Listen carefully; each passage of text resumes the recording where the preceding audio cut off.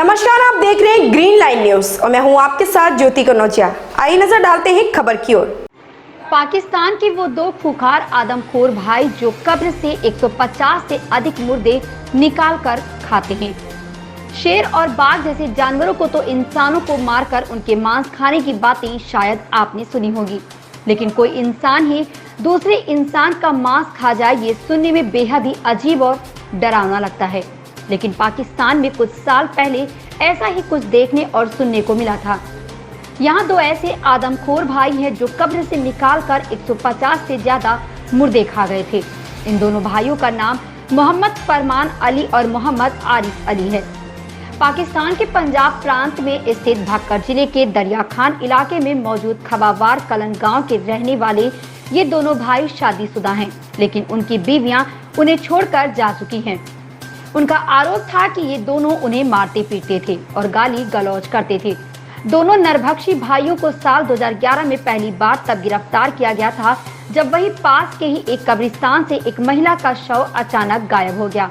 उस महिला का नाम सायरा परवीन था और उसकी मौत कैंसर से हुई थी। सायरा के घर वालों ने जब उसे कब्रिस्तान में दफना कर चले गए और अगले दिन वहां आए तो देखा कि उसकी कब्र खुदी हुई थी और शायरा का शव गायब था। इसके बाद उन्होंने इसकी शिकायत पुलिस में की।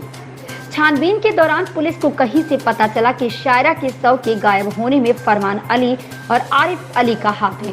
इसके बाद पुलिस उनके घर पहुंची तो देखा कि अंदर वाले कमरे में एक पतीले में करी जैसी कोई चीज रखी हुई थी।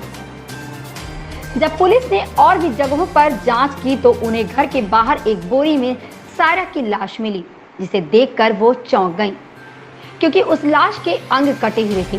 इसके बाद पुलिस ने दोनों भाइयों को हिरासत में ले लिया और करी वाले उस पतीले को जांच के लिए लैब में भिजवाया, जहां पता चला कि वो करी इंसानी मांस की बनी हुई थी।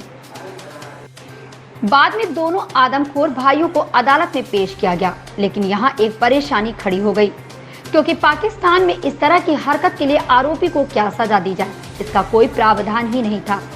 इसलिए उन दोनों पर कब्र से छेड़छाड़ करने और अन्य धाराओं के तहत मुकदमा चला। अदालत ने दोनों को 2-2 साल की सजा सुनाई और प्रत्येक पर 50,000 रुपए जुर्माना लगाया। दोनों को मियांवली जिला जेल में रखा गया था। हालांकि वो वहां जेल में कम, अस्पताल में ज्यादा रहे थे, क्योंकि उनका मानसिक इलाज किया जा रहा था। अप्रैल 2014 में स्थानीय लोगों ने पुलिस से शिकायत की कि दोनों भाइयों के घर से सड़े हुए मांस की गंध आ रही थी। इसके बाद पुलिस ने उनके घर पर छापा मारा तो नजारा हैरान करने वाला था। उन्हें एक कमरे में 2 साल के बच्चे का सिर बरामद हुआ, जिसे मौत के बाद कब्रिस्तान में दफनाया गया था। साथ ही वहां एक पतीले में इंसानी मांस की करी रखी हुई थी। ये नजारा ठीक वैसा ही था जैसा साल 2011 में पुलिस के छापे के दौरान था। इसके बाद पुलिस ने उन दोनों भाइयों को गिरफ्तार कर लिया और एक बार अदालत में पेश किया गया, जब अदालत के पास फिर से वही परेशानी थी कि ऐसी हरकत के लिए उन्हें क्या सजा दी जाए, क्योंकि इसको लेकर तो कानून में कोई प्रावधान ही नहीं था। बाद में मामले को पंजाब के सरगोधा में आतंकवाद निरोधक अदालत को सौंप दिया गया।